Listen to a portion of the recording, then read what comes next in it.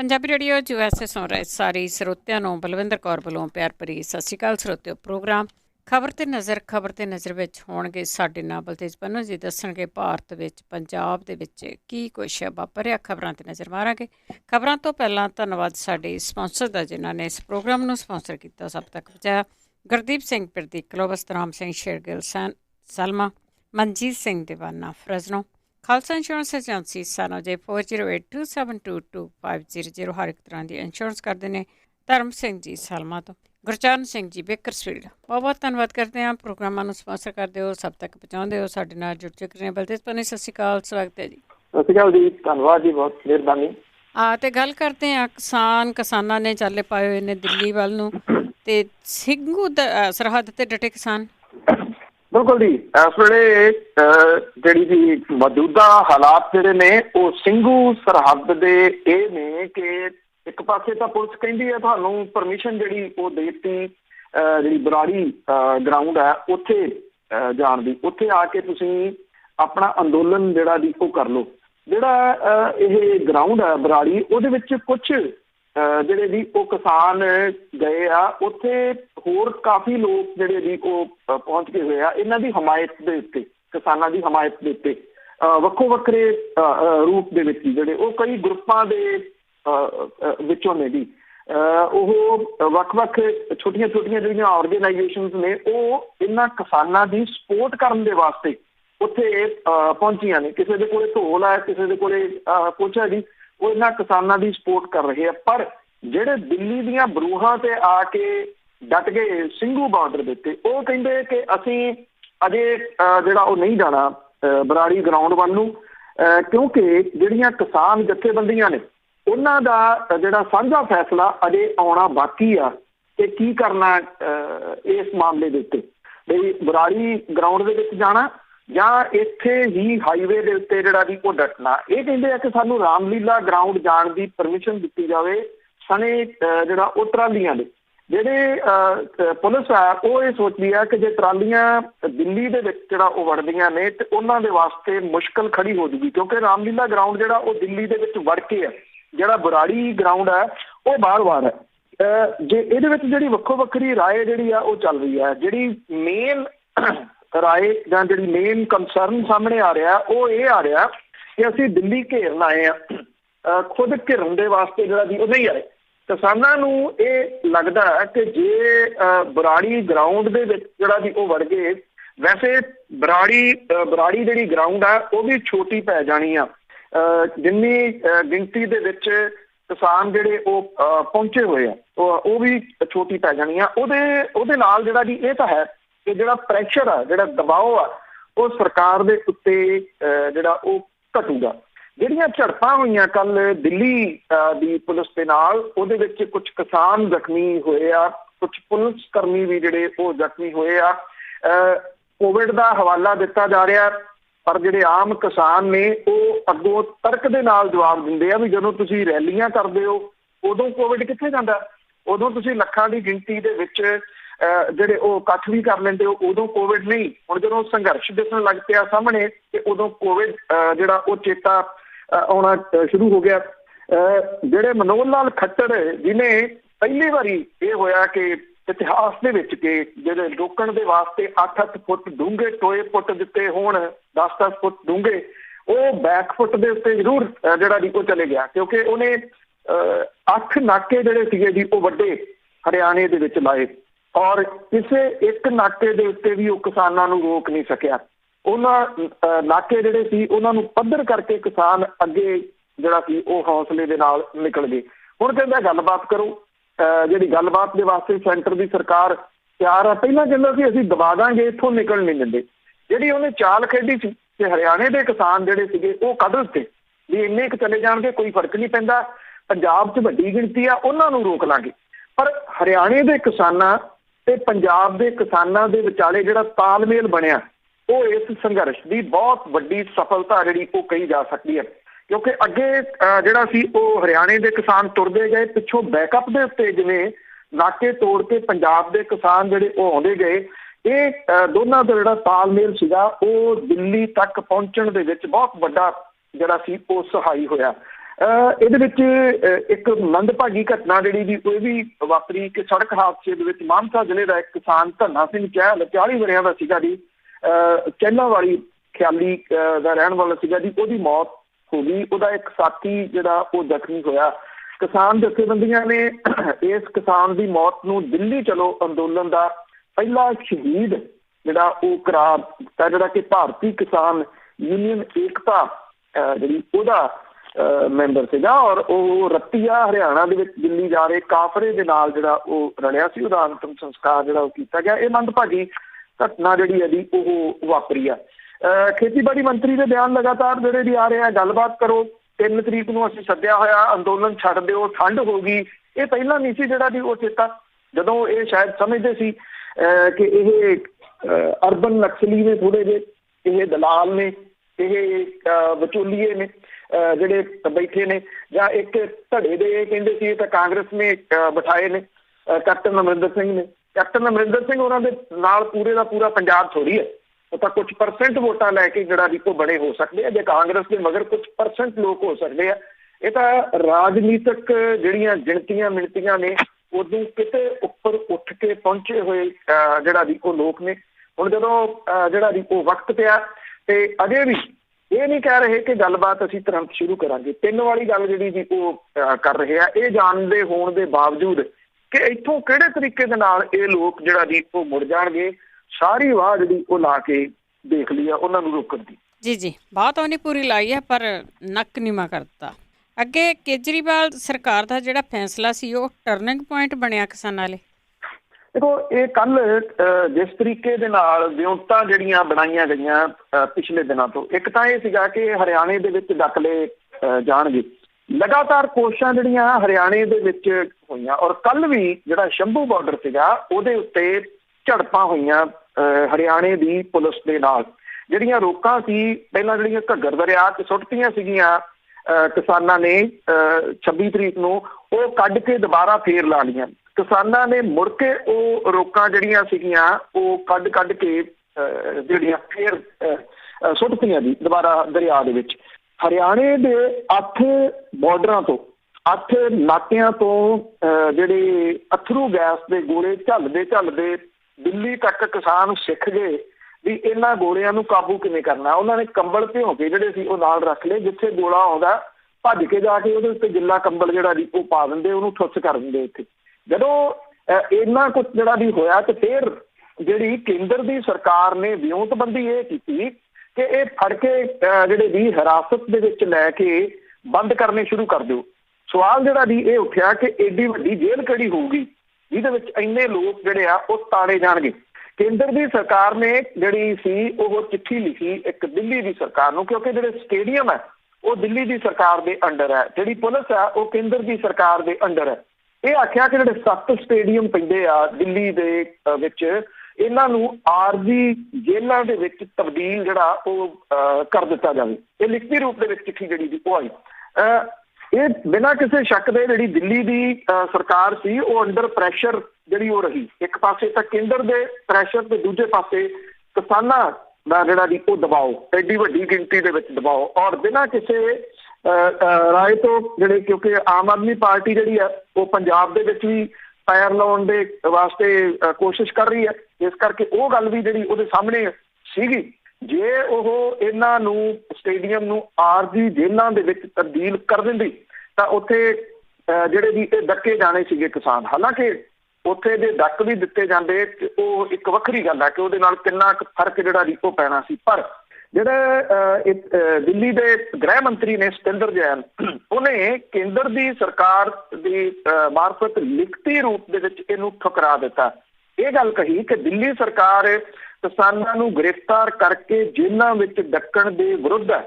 ਲਿਖਤੀ ਜਵਾਬ ਦੇ ਵਿੱਚ ਇਹ ਗੱਲ ਕਹੀ ਗਈ ਕਿ ਕਿਸਾਨਾਂ ਦੀਆਂ ਮੰਗਾਂ ਇੱਕ ਤਾਂ ਜਾਇਜ਼ ਨੇ, ਇਹ ਸਵਾਲ ਕੀਤਾ ਗਿਆ। ਦੂਸਰਾ ਇਹ ਕਿਹਾ ਗਿਆ ਕਿ ਜਿਹੜੇ ਉਹਨਾਂ ਨੂੰ ਸ਼ਾਂਤਮਈ ਤਰੀਕੇ ਦੇ ਨਾਲ ਅੰਦੋਲਨ ਕਰਨ ਦਾ ਭਾਰਤੀ ਸੰਵਿਧਾਨਕ ਹੱਕ ਹੈ। ਇਸ ਕਰਕੇ ਜੇ ਇਹ ਅੰਦੋਲਨ ਕਰਨ ਦੀ ਭਾਰਤੀ ਸੰਵਿਧਾਨ ਆਗਿਆ ਦਿੰਦਾ ਤਾਂ ਫਿਰ ਤੁਸੀਂ ਉਹਨਾਂ ਨੂੰ ਜੇਲ੍ਹਾਂ ਦੇ ਵਿੱਚ ਕਿਵੇਂ ਜਿਹੜਾ ਉਹ ਡੱਕ ਸਕਦੇ। ਜਦੋਂ ਇਹ ਰਿਜੈਕਟ ਹੋਇਆ, ਉਸ ਤੋਂ ਬਾਅਦ ਤਕਰੀਬਨ 1 ਘੰਟੇ ਦੇ ਵਿੱਚ ਜਿਹੜਾ ਸੀਗਾ ਜੀ ਉਹ ਜਿਹੜੇ ਕਿਸਾਨ ਸੀ ਉਹਨਾਂ ਨੇ ਵੀ ਅਲਟੀਮੇਟਮ 1 ਘੰਟੇ ਦਾ ਦੇ ਦਿੱਤਾ ਦਿੱਲੀ ਦੀ ਪੁਲਿਸ ਨੂੰ ਕਿ 1 ਘੰਟੇ ਦਾ ਤੁਹਾਨੂੰ ਸਮਾਂ ਦਿੱਤਾ, ਸਾਨੂੰ ਅੰਦਰ ਜਾਣ ਦਿਓ, ਨਹੀਂ ਤਾਂ ਅਸੀਂ ਵੱਡਾ ਜ਼ੋਰਦਾਰ ਹਮਲਾ ਜਿਹੜਾ ਜੀ ਉਹ ਬੋਲਾਂਗੇ। ਉਹ 1 ਘੰਟੇ ਦੇ ਵਿੱਚ ਜਿਹੜਾ ਕੇਂਦਰ ਦੀ ਸਰਕਾਰ ਨੂੰ ਫੈਸਲਾ ਇਹ ਲੈਣਾ ਪੈ ਗਿਆ ਕਿ ਕਿਉਂਕਿ ਸਟੇਡੀਅਮ ਜਿਹੜੇ ਉਹ ਨਹੀਂ ਮਿਲੇ, ਬਿਨਾਂ ਪਰਮਿਸ਼ਨ ਤੋਂ ਦਿੱਲੀ ਦੀ ਉਹ ਨਹੀਂ ਵਰਤੇ ਜਿਹੜਾ ਜੀ ਉਹ ਜਾ ਸਕਦੇ। ਇੱਥੇ ਥੋੜਾ ਜਿਹਾ ਇਹ ਜ਼ਰੂਰ ਹੋਇਆ ਜਿਹੜਾ ਸੰਘੀ ਢਾਂਚਾ ਹੈ ਜਿਹੜਾ ਉਹਨੂੰ ਥੋੜਾ ਬਲ ਮਿਲਿਆ ਇਸ ਫੈਸਲੇ ਦੇ ਨਾਲ ਕਿ ਜੇ ਰੀੜ੍ਹ ਦੀ ਹੱਡੀ ਥੋੜੀ ਬਹੁਤੀ ਹੋਵੇ ਤੇ ਰਾਜ ਸਰਕਾਰਾਂ ਅੜ ਜਾਣ ਤੇ ਕੁਝ ਵੀ ਜਿਹੜਾ ਜੀ ਉਹ ਬਦਲਿਆ ਜਾ ਸਕਦਾ। ਹਾਂ, ਰਾਜ ਦੀਆਂ ਸਰਕਾਰਾਂ ਅੱਜ ਕੱਲ੍ਹ ਅੜਨੋਂ ਹਟ ਗਈਆਂ ਨੇ। ਕੇਂਦਰ ਦੀ ਸਰਕਾਰ ਦਾ ਦਬਾਓ ਇੰਨਾ ਹੋ ਗਿਆ ਕਿ ਕੋਈ ਰਾਜ ਤੁਸੀਂ ਦੇਖ ਲਓ ਜੀ, ਚਾਹੇ ਭਾਜਪਾਈ ਰਾਜ ਤਾਂ ਲੰਮੇ ਪਏ ਹੀ ਆ, ਇਹਦੇ ਵਿੱਚ ਕੋਈ ਸ਼ੱਕ ਨਹੀਂ। ਜਿਹੜੇ ਗੈਰ ਭਾਜਪਾਈ ਰਾਜ ਨੇ ਉਹ ਵੀ ਡਰਦੇ ਆ ਕੇਂਦਰ ਤੋਂ ਵੀ ਇਹਨਾਂ ਨੇ ਪਤਾ ਨਹੀਂ ਕੀ ਕਰ ਦੇਣਾ। ਇੱਥੇ ਅੜਨਾ ਜਿਹੜਾ ਸੀਗਾ ਜੀ ਇਹ ਬੜਾ ਅਹਿਮ ਬਣਿਆ ਦਿੱਲੀ ਦੀ ਸਰਕਾਰ ਦਾ। ਉਹਦੇ ਕਰਕੇ ਜਿਹੜਾ ਸੀ ਬਰਾੜੀ ਦੀ ਗਰਾਊਂਡ ਫਿਰ ਮਿੱਥੀ ਗਈ ਔਰ ਇਹ ਕਿਹਾ ਗਿਆ ਕਿਸਾਨਾਂ ਨੂੰ ਕਿ ਠੀਕ ਹੈ ਤੁਹਾਨੂੰ ਦਿੱਲੀ ਦੇ ਵਿੱਚ ਆਉਣ ਦੀ ਜਿਹੜੀ ਜੀ ਉਹ ਪਰਮਿਸ਼ਨ ਦਿੱਤੀ ਜਾਂਦੀ ਹੈ। ਇਹ ਵੀ ਫੈਲਾਇਆ ਗਿਆ ਕਿ ਜਿਹੜੇ ਕਿਸਾਨ ਜਥੇਬੰਦੀਆਂ ਦੇ ਆਗੂ ਨੇ ਉਹਨਾਂ ਦੇ ਨਾਲ ਜਿਹੜੀ ਗੱਲਬਾਤ ਕਰਕੇ ਇਹ ਬਰਾੜੀ ਗਰਾਊਂਡ ਜਿਹੜੀ ਆ ਉਹ ਦਿੱਤੀ ਗਈ। ਕਿਸਾਨ ਜਥੇਬੰਦੀਆਂ ਦੇ ਆਗੂਆਂ ਨੇ ਇਹ ਕਿਹਾ ਸਾਡੇ ਨਾਲ ਕੋਈ ਗੱਲਬਾਤ ਨਹੀਂ ਹੋਈ, ਨਾ ਅਸੀਂ ਬਰਾੜੀ ਵਾਲੀ ਜਿਹੜੀ ਗਰਾਊਂਡ ਹੈ ਉਹ ਮੰਗੀ ਆ ਤੇ ਨਾ ਸਾਡੇ ਨਾਲ ਕਿਸੇ ਕਿਸਮ ਦੀ ਕੋਈ ਗੱਲ ਹੋਈ ਆ।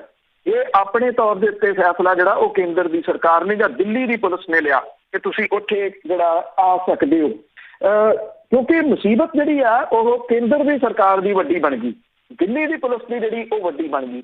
ਪਹਿਲਾਂ ਉਹ ਕਹਿੰਦੇ ਕਿ ਅਸੀਂ 1 ਇੰਚ ਵੀ ਅੰਦਰ ਨਹੀਂ ਆਉਣ ਦੇਵਾਂਗੇ, ਇੱਥੇ ਜਿਹੜਾ ਜੀ ਉਹ ਮਹਾਮਾਰੀ ਫੈਲੀ ਹੋਈ ਹੈ।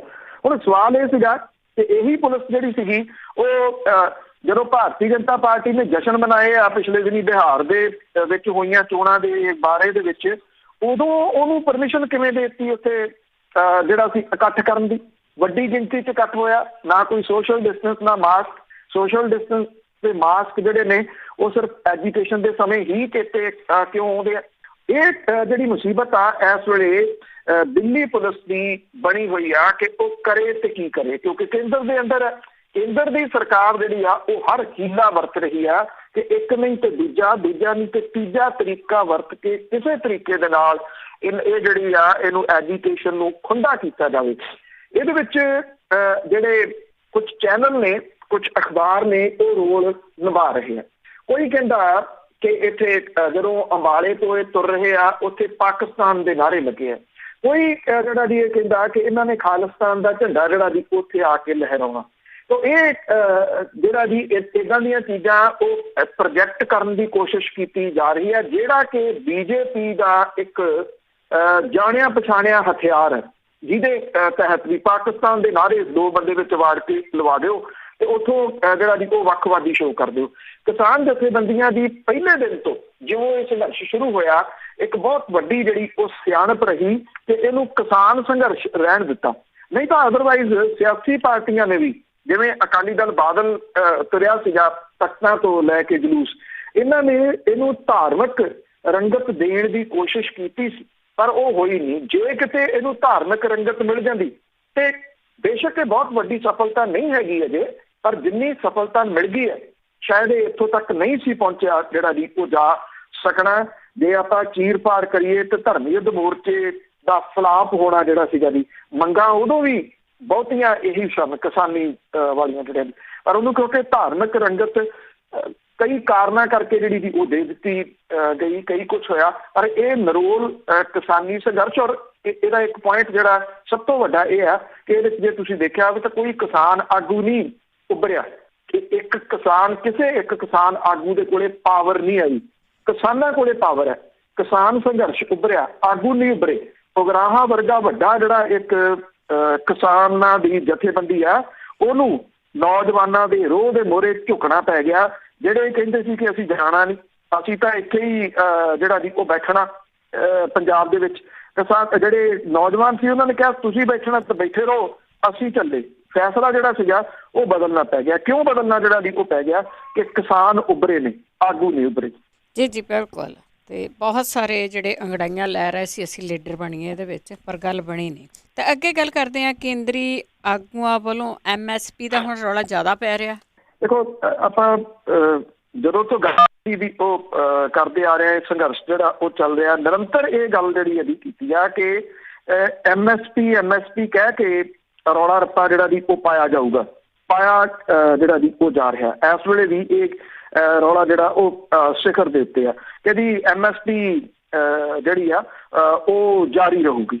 ਇਹ ਬਿਆਨ ਜਿਹੜਾ ਰਾਜਨਾਥ ਸਿੰਘ ਹੋਰਾਂ ਦਾ ਵੀ ਆ ਰਿਹਾ, ਇਹ ਬਿਆਨ ਜਿਹੜੇ ਖੇਤੀ ਮੰਤਰੀ ਨੇ ਤੋਮਰ ਹੋਰਾਂ ਦਾ ਵੀ ਜਿਹੜਾ ਆ ਰਿਹਾ ਕਿ MSP ਕਿਤੇ ਨਹੀਂ ਚੱਲੀ। ਹੁਣ MSP ਦਾ ਮੁੱਦਾ ਨਹੀਂ ਹੈਗਾ ਜੀ। ਇੱਕ ਜੇ ਮੰਨ ਲਓ MSP ਕਿਤੇ ਨਹੀਂ ਚੱਲੀ ਤੇ ਸਵਾਲ ਇਹ ਆ ਕਿ ਚਾਹੇ ਉਹ ਆਰਡੀਨੈਂਸ ਸੀ, ਚਾਹੇ ਬਾਅਦ ਦੇ ਵਿੱਚ ਬਿੱਲ ਆਏ ਤੇ ਕਾਨੂੰਨ ਬਣ ਗਏ, ਉੱਥੇ ਕਿੱਥੇ ਆ ਉਹਦੇ ਵਿੱਚ ਕਿਸਾਨ ਦੀ ਤਾਂ ਗੱਲ ਹੀ ਕੋਈ ਨਹੀਂ ਹੈਗੀ ਜੀ। ਔਰ ਹੁਣ ਇਹ ਉਭਾਰਿਆ ਜਾਊਗਾ, ਅੱਜ ਇਹਨੂੰ ਪੂਰਾ ਤੂਲ ਦਿੱਤਾ ਜਾਊਗਾ MSP ਨੂੰ, ਤੇ ਬਿਨਾਂ ਕਿਸੇ ਸ਼ੱਕ ਦੇ ਇਹਦੇ ਵਿੱਚ ਜਿਹੜੀਆਂ ਸਿਆਸੀ ਧਿਰਾਂ ਸਾਰੀਆਂ ਇੱਕੋ ਜਿਹੀਆਂ ਸ਼ਾਮਲ ਨੇ। ਕਾਂਗਰਸ ਦੇ ਆਗੂ ਰਾਹੁਲ ਗਾਂਧੀ ਨੇ ਤੇ ਜਿਹੜੀ ਪ੍ਰਿੰਕਾ ਗਾਂਧੀ ਵਾਡਰਾ, ਉਹਨਾਂ ਵੀ ਇਸ ਮਾਮਲੇ ਦੇ ਉੱਤੇ ਟਵਿੱਟਰ ਦੇ ਉੱਤੇ ਜਿਹੜੀਆਂ ਪ੍ਰਦਰਸ਼ਨਕਾਰੀਆਂ ਤੇ ਚੱਲ ਰਹੀਆਂ ਜਲ ਤੋਪਾਂ ਨੇ, ਉਹਦੀ ਵੀਡੀਓ ਸਾਂਝੀ ਕਰਦਿਆਂ ਪ੍ਰਿੰਕਾ ਗਾਂਧੀ ਵਾਡਰਾ ਨੇ ਲਿਖਿਆ ਕਿ ਕਿਸਾਨਾਂ ਦੀ ਆਵਾਜ਼ ਜਿਹੜੀ ਦਬਾਉਣ ਲਈ ਉਹਦੇ ਉੱਤੇ ਪਾਣੀ ਦਾ ਮੀਂਹ ਜਿਹੜਾ ਉਹ ਵਰਾਇਆ ਗਿਆ, ਸੜਕਾਂ ਪੁੱਟ ਦਿੱਤੀਆਂ ਗਈਆਂ। ਸਰਕਾਰ ਉਹਨਾਂ ਨੂੰ ਇਹ ਦੱਸਣ ਜਾਂ ਦਿਖਾਉਣ ਲਈ ਤਿਆਰ ਨਹੀਂ ਕਿ MSP ਕਾਨੂੰਨ ਹੱਕ ਹੋਣ ਦੀ ਗੱਲ ਕਿੱਥੇ ਲਿਖੀ ਆ। ਪ੍ਰਧਾਨ ਮੰਤਰੀ ਨੇ ਲਿਖਿਆ ਕਿ ਜੋ ਕਿ ਇੱਕ ਰਾਸ਼ਟਰ ਇੱਕ ਚੋਣ ਬਾਰੇ ਚਿੰਤਤ ਨੇ, ਉਹਨੂੰ ਇੱਕ ਰਾਸ਼ਟਰ ਇੱਕ ਵਤੀਰਾ ਜਿਹੜਾ ਉਹ ਲਾਗੂ ਕਰਨਾ ਚਾਹੀਦਾ। ਇਹ ਗੱਲ ਜਿਹੜੀ ਆ ਉਹ ਪ੍ਰਿੰਕਾ ਗਾਂਧੀ ਵਾਡਰਾ ਹੋਰਾਂ ਨੇ ਆਖੀ ਹੈ।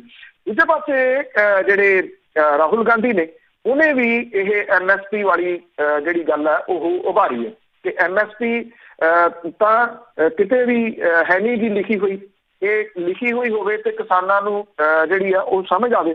ਸਵਾਲ ਫੇਰ ਇਹੀ ਹੈ ਜੀ, ਸਿਆਸੀ ਧਿਰਾਂ ਜਿਹੜੀਆਂ ਨੇ ਉਹ ਸਾਰੀਆਂ ਇੱਕੋ ਜਿਹੀਆਂ ਨੇ, ਇਸ ਕਰਕੇ ਉੱਥੋਂ ਆਪਾਂ ਇਹ ਉਹਨਾਂ ਤੋਂ ਨਹੀਂ ਐਕਸਪੈਕਟ ਕਰ ਸਕਦੇ ਕਿ ਉਹ MSP ਤੋਂ ਗਾਂਹ ਜਿਹੜਾ ਉਹ ਸੋਚਣਗੀਆਂ, ਕਿਉਂਕਿ ਉਹ ਤੋਂ ਅੱਗੇ ਸ਼ਾਇਦ ਜਿਹੜੀ ਆ ਇਹਨਾਂ ਦੀ ਸੋਚ ਹੈ ਨਹੀਂ ਗੀ, ਜਾਂ ਇਹਨੂੰ ਉਲਝਾਉਣ ਦੇ ਜਿਹੜੇ ਯਤਨ ਨੇ ਉਹ ਕੀਤੇ ਜਾ ਰਹੇ ਨੇ। ਜੇ ਤੁਸੀਂ ਇੱਥੇ ਪੰਜਾਬ ਦੇ ਵਿੱਚ ਵੀ ਦੇਖਿਆ ਹੋਵੇ, ਅੱਜ ਹੁਣ ਤਾਂ ਉਹ ਬੋਲ ਹੀ ਨਹੀਂ ਰਹੇ ਨਾ, ਹੁਣ ਤਾਂ ਉਹ ਲੱਭ ਹੀ ਨਹੀਂ ਰਹੇ ਕਿ ਕਿੱਥੇ ਨੇ ਹੰਸਰਾਜ ਹੰਸ ਵਰਗੇ ਜਿਹੜੇ ਕਹਿੰਦੇ ਮੈਂ 5 ਮਿੰਟਾਂ 'ਚ ਮਸਲਾ ਹੱਲ ਕਰਾ ਦੇਣਾ, ਮੇਰੇ ਨਾਲ ਚੱਲੋ। ਉਹ ਤਾਂ ਮੰਨ ਰਹੇ ਆ, ਉਹ ਤਾਂ ਗੱਲਬਾਤ ਲਈ ਸੱਦ ਰਹੇ ਆ। ਨਾ ਹੰਸਰਾਜ ਹੰਸ ਲੱਭੇ ਤੇ ਨਾ ਜਿਹੜੇ ਬਾਕੀ ਭਾਰਤੀ ਜਨਤਾ ਪਾਰਟੀ ਦੇ ਆਗੂ ਜਿਹੜੇ ਲੱਭੇ, ਜਿਹੜੇ ਇਹ ਕਹਿੰਦੇ ਸੀਗੇ ਕਿ ਸਾਡੇ ਨਾਲ ਤੁਰੋ, ਅਸੀਂ ਨਾਲ ਜਿਹੜਾ ਜੀ ਉਹ ਲਿਜਾਣ ਦੇ ਵਾਸਤੇ ਤਿਆਰ ਹੈ। ਜਿਹੜੇ ਕਹਿੰਦੇ ਸੀ ਅਸੀਂ ਕਿਸਾਨਾਂ ਨੂੰ ਸਮਝਾਉਣ ਦੇ ਯਤਨਾਂ ਦੇ ਵਿੱਚ ਹੈ ਕਿ ਇਹ ਖੇਤੀ ਕਾਨੂੰਨ ਤੁਹਾਡੇ ਲਈ ਕਿੰਨੇ ਲਾਹੇਵੰਦ ਨੇ, ਹੁਣ ਤਾਂ ਬਰੂਹਾਂ ਤੇ ਆ ਗਏ ਕਿਸਾਨ। ਸਮਝਾ ਲਓ ਜੇ ਸਮਝਾ ਸਕਦੇ ਹੋ ਤਾਂ, ਜੇ ਤੁਹਾਡੀ ਗੱਲ ਉਹ ਸਮਝਦੇ ਆ ਕਿ ਕਿਵੇਂ ਇਹਦੇ ਵਿੱਚ ਕਿਸਾਨਾਂ ਦੀ ਆਮਦਨ ਜਿਹੜੀ ਆ ਉਹ ਦੁੱਗਣੀ ਹੋ ਜੂਗੀ। ਅੱਜ ਜਿਹੜਾ ਸਭ ਤੋਂ ਵੱਡਾ ਸਵਾਲ ਆ ਉਭਾਰਨ ਵਾਲਾ ਉਹ ਇਹ ਆ ਕਿ ਐਡਾ ਵੱਡਾ ਸੰਘਰਸ਼ ਜਿਹੜਾ ਜੀ ਉਹ MSP ਨੂੰ ਲੈ ਕੇ ਨਹੀਂ ਖੜਾ ਹੋਇਆ, ਕੱਲੀ MSP ਨੂੰ ਲੈ ਕੇ ਨਹੀਂ ਖੜਾ ਹੋਇਆ। ਬਿਨਾਂ ਕਿਸੇ ਸ਼ੱਕ ਦੇ ਇੱਕ ਮੰਗ MSP ਹੈਗੀ ਆ ਕਿ MSP ਜਿਹੜੀ ਆ ਉਹ ਕਾਨੂੰਨਨ ਕੀਤੀ ਜਾਵੇ, ਉਹਦੇ ਵਿੱਚ ਲਿਖੀ ਜਾਵੇ। ਪਰ ਇਹਦੇ ਨਾਲ ਸਮੱਸਿਆ ਹੱਲ ਨਹੀਂ ਹੁੰਦੀ। ਜੇ ਤੁਸੀਂ ਸਾਰਾ ਕਾਨੂੰਨ ਪੜ੍ਹਦੇ ਹੋ ਤਾਂ ਉਹਦੇ ਵਿੱਚ ਇਹ ਜਿਹੜੇ ਕਾਰਪੋਰੇਟ ਘਰਾਣਿਆਂ ਦੇ ਵਾਸਤੇ ਮੰਡੀਆਂ ਖੋਲ ਦਿੱਤੀਆਂ ਗਈਆਂ, ਜਾਂ ਜਿਹੜੀ ਕੰਟਰੈਕਟ ਖੇਤੀ ਹੈ ਉਹ ਜਿਹੜੇ ਜੀ ਇਹ ਬਿੱਲ ਮੁੱਢੋਂ ਸਿੱਧੋਂ ਰੱਦ ਹੋਏ ਤੇ ਕਿਸਾਨ ਬਚਦਾ। ਕੱਲੀ MSP ਨੇ ਕਿਸਾਨ ਨਹੀਂ ਬਚਾਉਣਾ, ਕਿਉਂਕਿ ਫਿਰ ਜਿਹੜੀ ਆ ਜਦੋਂ ਮੰਡੀਆਂ ਹੀ ਖੋਲਤੀਆਂ, ਹੌਲੀ ਹੌਲੀ MSP ਜਿਹੜੀ ਹੈ ਜੀ ਉਹ ਉੱਡ ਜਾਣੀ ਹੈ, ਫਿਰ ਉਹ ਕਿਤੇ ਨਹੀਂ ਰਹਿਣੀ। ਹਾਂ, ਹੁਣ ਉਭਾਰਿਆ ਜਿਹੜਾ ਜੀ ਇਸ ਚੀਜ਼ ਨੂੰ ਜ਼ਰੂਰ ਜਾਊਗਾ। ਇਹ ਜਿਹੜਾ ਟਰੈਪ ਹੈ ਨਾ ਜੀ, ਇੱਥੋਂ ਬਚਣ ਦੀ ਲੋੜ ਹੈ। ਜੋਸ਼ ਤੇ ਹੋਸ਼ ਇੱਥੋਂ ਤੱਕ ਆਏ ਆ। ਜੋਸ਼ ਜਿਹੜਾ ਉਹ ਮੂਹਰੇ ਲੱਗਿਆ, ਉਹਨੇ ਸਾਰੇ ਜਿਹੜੇ ਜੀ ਉਹ ਨਾਕੇ ਜਿਹੜੇ ਉਹ ਤੋੜੇ, ਸੜਕਾਂ ਪੱਧਰ ਕੀਤੀਆਂ, ਪਿੱਛੇ ਕਿਸਾਨ ਜਿਹੜੇ ਜੀ ਆ ਗਏ। ਅੱਜ ਜਿਹੜੀ ਗੱਲਬਾਤ ਹੋਣੀ ਹੈ, ਜਿਹੜੇ ਟਰੈਪ ਤੋਂ ਬਚਣਾ, ਉੱਥੇ ਹੁਣ ਹੋਸ਼ ਦਾ ਰੋਲ ਜਿਹੜਾ ਜੀ ਉਹ ਬਹੁਤ ਵੱਡਾ ਆ। ਜੇ ਕਿਤੇ ਇੱਥੇ ਮਾੜੀ ਮੋਟੀ ਵੀ ਸਥਿਤੀ ਜਿਹੜੀ ਉਹ ਡਾਵਾਂਡੋਲ ਹੁੰਦੀ ਆ, ਇੱਕ ਗੱਲ ਜਿਹੜੀ ਜੀ ਉਹ ਹੈਗੀ ਆ ਕਿ ਐਡੇ ਵੱਡੇ ਸੰਘਰਸ਼ ਜਿਹੜੇ ਨੇ ਉਹ ਰੋਜ਼ ਨਹੀਂ ਹੁੰਦੇ। ਇਹ ਤਾਂ ਪੂਰੀ ਉਮਰ ਦੇ ਵਿੱਚ ਕਿਤੇ ਇੱਕ ਅੱਧੀ ਵਾਰੀ ਜਿਹੜਾ ਜੀ ਉਹ ਵੇਖਣ ਨੂੰ ਮਿਲਦਾ।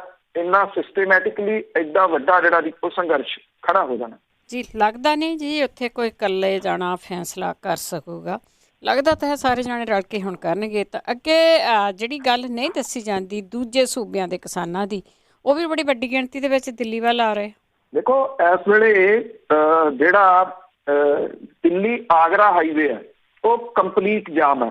ਉਹਦੇ ਉੱਤੇ ਪਤਾ ਹੀ ਨਹੀਂ ਲੱਗ ਰਿਹਾ ਜੀ ਕਿ ਕਿੰਨੀ ਕੁ ਵੱਡੀ ਗਿਣਤੀ ਦੇ ਵਿੱਚ ਕਿਸਾਨ ਜਿਹੜੇ ਆ ਉਹਦੇ ਤੇ ਆ ਚੁੱਕੇ ਹੋਏ ਆ। ਹਾਂ, ਹਾਲਾਤ ਜਿਹੜੇ ਨੇ ਇੱਧਰ ਪੰਜਾਬ ਵੱਲੋਂ ਆਉਂਦੇ ਜਿਹੜੇ ਵੱਖੋ ਵੱਖਰੀਆਂ ਸੜਕਾਂ ਨੇ ਉਹਦੇ ਉੱਤੇ ਵੀ ਉੱਦਾਂ ਦੇ ਬਣੇ ਹੋਏ ਆ, ਚਾਹੇ ਉਹ ਡੱਬ ਵਾਲੀ ਸਾਈਡ ਤੋਂ ਆ ਰਹੇ ਆ, ਚਾਹੇ ਜਿਹੜੇ ਕਿਸਾਨ ਸਰਸੇ ਦੇ ਰਾਹੀਂ ਆ ਰਹੇ ਆ ਜੀ, ਉਹਨਾਂ ਨੂੰ ਉਹ ਸੜਕਾਂ ਦੇ ਉੱਤੇ ਕੰਪਲੀਟ ਜਾਮ ਜਿਹੜੀਆਂ ਜੀ ਉਹ ਪਈਆਂ ਨੇ ਸੜਕਾਂ। ਦਿੱਲੀ ਆਗਰਾ ਹਾਈਵੇ ਜਿਹੜਾ ਜੀ ਉਹ ਜਿਵੇਂ ਮੈਂ ਤੁਹਾਨੂੰ ਦੱਸਿਆ ਕਿ ਉਹ ਜਾਮ ਹੈ। ਦੂਜੇ ਪਾਸੇ ਉੱਤਰ ਪ੍ਰਦੇਸ਼ ਵਾਲੀ ਸਾਈਡ ਤੋਂ ਜਿਹੜੇ ਕਿਸਾਨ ਵੱਡੀ ਗਿਣਤੀ ਦੇ ਵਿੱਚ ਰਾਤ ਦੇ ਕੱਲ੍ਹ ਦੇ ਜਿਹੜਾ ਜੀ ਉਹ ਬਹਿ ਗਏ ਟੋਲ ਪਲਾਜ਼ਿਆਂ ਦੇ ਉੱਤੇ। ਟੋਲ ਪਲਾਜ਼ੇ ਉਹਨਾਂ ਨੇ ਫ੍ਰੀ ਕਰ ਦਿੱਤੇ ਕਿ ਇਹ ਇੱਥੇ ਕਿਸੇ ਨੂੰ ਕੋਈ ਟੋਲ ਦੇਣ ਦੀ ਜਿਹੜੀ ਉਹ ਜ਼ਰੂਰਤ ਨਹੀਂ ਗੀ। ਇਹ ਉੱਤਰ ਪ੍ਰਦੇਸ਼ ਦੇ ਜਿਹੜੇ ਕਿਸਾਨ ਨੇ ਉਹਨਾਂ ਨੇ ਖੇਤੀ ਕਾਨੂੰਨਾਂ ਦੇ ਖਿਲਾਫ ਵੱਡਾ ਮੋਰਚਾ ਜਿਹੜਾ ਜੀ ਉਹ ਖੋਲ੍ਹ ਦਿੱਤਾ। ਅੱਜ ਜਿਹੜੇ ਆ ਮੇਰਠ ਤੇ ਗਾਜ਼ੀਆਬਾਦ ਤੱਕ ਇਹ ਪਹੁੰਚ ਗਏ ਹੋਏ ਆ ਔਰ ਇੱਥੋਂ ਇਹ ਇਕੱਠੇ ਹੋਣਗੇ ਜਿਹੜੇ ਦੋਨਾਂ ਸਾਈਡਾਂ ਤੋਂ, ਮੇਰਠ ਤੋਂ ਆ ਰਹੇ ਤੇ ਗਾਜ਼ੀਆਬਾਦ ਤੋਂ ਆ ਰਹੇ ਆ ਯੂਪੀ ਗੇਟ ਦੇ ਉੱਤੇ। ਇੱਥੋਂ ਦਿੱਲੀ ਦੇ ਵਿੱਚ ਦਾਖਲ ਹੋਣਗੇ।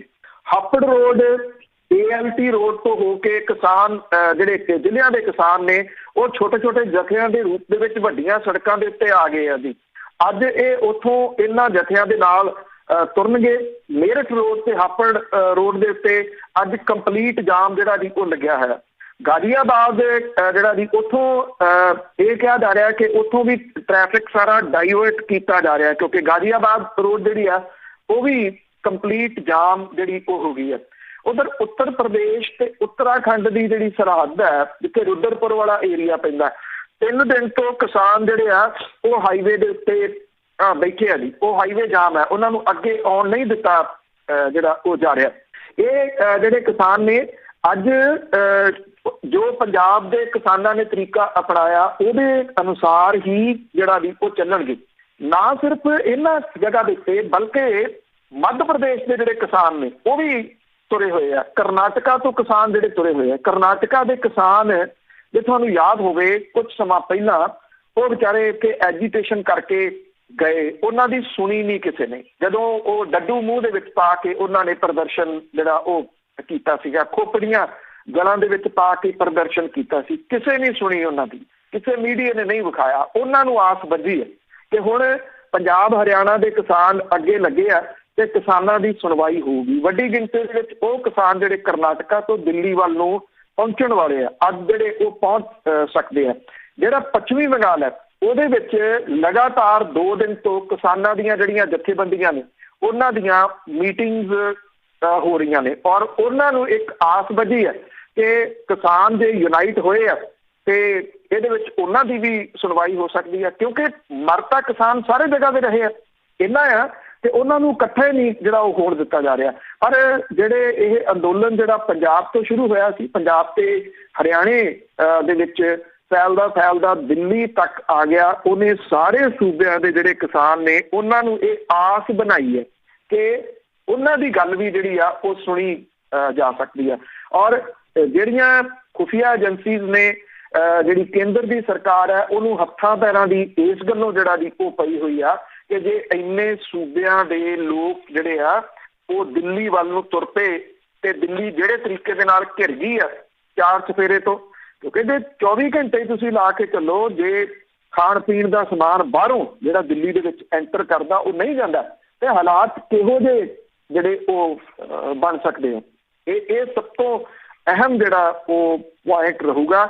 ਅੱਜ ਦਾ ਦਿਨ ਜਿਹੜਾ ਇਹ ਬਹੁਤ ਅਹਿਮ ਹੈ ਬਾਕੀ ਸੂਬਿਆਂ ਦੇ ਵਾਸਤੇ। ਇਹ ਤਾਂ ਸਿੰਘੂ ਬਾਰਡਰ ਜਾਂ ਫੇਰੇ ਤੋਂ ਆ ਕੇ ਜਿਹੜਾ ਵੀ ਉੱਥੇ ਬੈਠ ਕੇ ਬਿਨਾਂ ਕਿਸੇ ਸ਼ੱਕ ਦੇ ਉਹਨਾਂ ਦੇ ਜਿਹੜੀ ਮੁਸੀਬਤ ਉਹਨਾਂ ਵਾਸਤੇ ਖੜੀ ਆ। ਪਰ ਮੁਸੀਬਤ ਜਿਹੜੀ ਇੱਕ ਹੋਰ ਵੱਡੀ ਆ ਰਹੀ ਆ ਉਹ ਦੂਜੇ ਸੂਬਿਆਂ ਵਾਲੀ ਆ। ਜਿਹੜਾ ਟਕੈਤ ਗਰੁੱਪ ਬਹੁਤ ਵੱਡਾ ਜਿਹੜਾ ਹੈਗਾ ਇੱਥੇ ਉੱਤਰ ਪ੍ਰਦੇਸ਼ ਦਾ, ਉਹ ਸਾਰਿਆਂ ਨੂੰ ਲਾਮਬੰਦ ਕਰਕੇ ਜਿਹੜਾ ਵੀ ਉਹ ਦਿੱਲੀ ਵੱਲ ਨੂੰ ਅੱਜ ਤੋੜ ਰਹੇ ਜੀ। ਚਲੋ ਕੁਛ ਕੁ ਦਿਨਾਂ ਦੇ ਵਿੱਚ ਦੇਖਦੇ ਕੀ ਬਣਦਾ। ਤੇ ਅੱਗੇ SGPC ਦੀ ਜੇ ਗੱਲ ਕਰੀਏ ਤਾਂ ਸਮੁੱਚੀ ਟੀਮ ਹੀ ਬਦਲੀ ਹੈ। ਦੇਖੋ ਬਾਕੀ ਤਾਂ ਸਾਰਾ ਕੁਝ ਜਿਹੜਾ ਜੀ ਉੱਧਰ ਲੱਗਿਆ ਰਿਹਾ ਤੇ ਜਿਹੜਾ ਬਾਦਲ ਧੜਾ ਸੀਗਾ ਦੀ ਉਹ SGPC ਦੇ ਵੱਲ ਲੱਗਿਆ ਰਿਹਾ ਔਰ ਲੈ ਦੇ ਕੇ ਗੱਲ ਤਾਂ ਉੱਥੇ ਕੀ ਰਹੀ ਨਾ, ਜਿਵੇਂ ਸਿਆਣੇ ਕਹਿੰਦੇ ਕਿ ਨੱਕ ਨਾਲੋਂ ਲਾਹ ਕੇ ਗੱਲ ਨਾ ਲਾ ਲਿਆ। ਗੋਬਿੰਦ ਸਿੰਘ ਲੌਂਗੋਵਾਲ ਲਾਹ ਤੇ ਜਗੀਰ ਕੌਰ ਹੁਰੀ ਬਣਾ ਤੇ। ਜਗੀਰ ਕੌਰ ਹੁਰੀ ਜਿਹੜੇ ਨੇ ਉਹ SGPC ਦੇ ਵਿੱਚ ਅਕਾਲੀ ਦਲ ਬਾਦਲ ਦੀ ਬੇੜੀ ਕਿੰਨੀ ਕੁ ਪਾਰ ਲਾ ਦੇਣਗੇ, ਇਹ ਜਿਹੜਾ ਵੀ ਉਹ ਵੱਡਾ ਪੁਆਇੰਟ ਹੈ। ਜਗੀਰ ਕੌਰ ਹੋਰਾਂ ਨੇ ਜਦੋਂ ਉਹ ਪ੍ਰਧਾਨ ਰਹੇ ਆ ਤਾਂ ਉਹਦੇ 'ਚ ਤੁਸੀਂ ਇਹ ਕਹੋ ਕਿ ਪਹਿਲਾਂ ਕਿਹੜੀਆਂ ਇਹੋ ਜਿਹੀਆਂ ਕਾਰਗੁਜ਼ਾਰੀਆਂ ਸੀ ਜਿਹੜੀਆਂ ਕਰਕੇ ਦੁਬਾਰਾ ਬਣਾ ਦਿੱਤਾ, ਪਰ ਬਗਾਵਤ ਛੱਲਣ ਦੇ ਵਾਸਤੇ ਸ਼ਾਇਦ ਕਿਤੇ ਨਾ ਕਿਤੇ ਇਹ ਜਿਹੜਾ ਵੀ ਉਹ ਬਣਾਇਆ ਗਿਆ, ਕਿਉਂਕਿ 328 ਸਰੂਪਾਂ ਦਾ ਜਿਹੜਾ ਲਾਪਤਾ ਹੋਣ ਦਾ ਮਾਮਲਾ ਉਹ ਬਹੁਤ ਅਹਿਮ ਜਿਹੜਾ ਵੀ ਹੋ ਰਿਹਾ। 5 ਜਿਹੜੇ ਸੀਗੇ ਇਹਨਾਂ ਦੇ SGPC ਦੇ ਮੈਂਬਰ ਜਿਨ੍ਹਾਂ ਦੇ ਜ਼ਮੀਰ ਤੁਸੀਂ ਕਹਿ ਲਓ ਕਿ ਜਾਗੇ, ਉਹ ਦੂਜੇ ਪਾਸੇ ਹੋ ਗਏ। ਮਿੱਠੂ ਸਿੰਘ ਕਾਨਕੇ ਜਿਹੜਾ ਸੀਗਾ ਜੀ ਉਹਨੂੰ ਖੜਾ ਕੀਤਾ ਗਿਆ, 20 ਵੋਟਾਂ ਉਹਨੂੰ ਮਿਲੀਆਂ। ਦੇਖੋ ਇਹ ਨਹੀਂ ਹੈ ਕਿ 20 ਉਹਨੂੰ ਮਿਲੀਆਂ, 122 ਜਗੀਰ ਕੌਰ ਨੂੰ ਮਿਲ ਗਈਆਂ। ਬਾਦਲ ਧੜੇ ਦਾ ਕਬਜ਼ਾ ਜਿਹੜਾ ਵੀ ਉਹਦੇ ਉੱਤੇ ਹੈਗਾ। 20 ਵੋਟਾਂ ਇਸ ਪਾਸੇ ਪੈ ਜਾਣੀਆਂ ਕਿਉਂਕਿ ਉਹਨਾਂ ਨੇ ਇਹ ਕਿਹਾ ਕਿ ਅਸੀਂ ਇਹਦਾ ਸਰਬਸੰਮਤੀ ਨਹੀਂ ਹੋਣ ਦਿੰਦੇ। ਸਿੰਬੋਲਿਕ ਰੂਪ ਦੇ ਵਿੱਚ ਉਹਨਾਂ ਨੇ ਚੋਣਾਂ ਜਿਹੜੀਆਂ ਉਹ ਕਰਵਾਈਆਂ ਤੇ ਉਹ ਇਹਨੂੰ ਚੋਣ ਕਰਵਾਉਣ ਦੇ ਵਿੱਚ ਜਿਹੜਾ ਵੀ ਉਹ ਸਫਲ ਹੋ ਗਏ ਕਿ ਚੋਣ ਤਾਂ ਕਰਵਾ ਲਈ ਨਾ।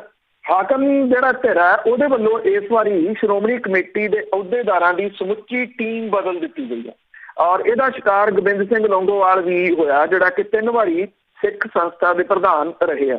ਨਵੀਂ ਜਿਹੜੀ ਟੀਮ ਹੈ ਇਹਦੇ ਵਿੱਚ ਮਾਝੇ ਤੇ ਦੁਆਬੇ ਨੂੰ ਜ਼ਿਆਦੀ ਜਿਹੜੀ ਆ ਉਹ ਅਹਿਮੀਅਤ ਦਿੱਤੀ ਗਈ ਆ।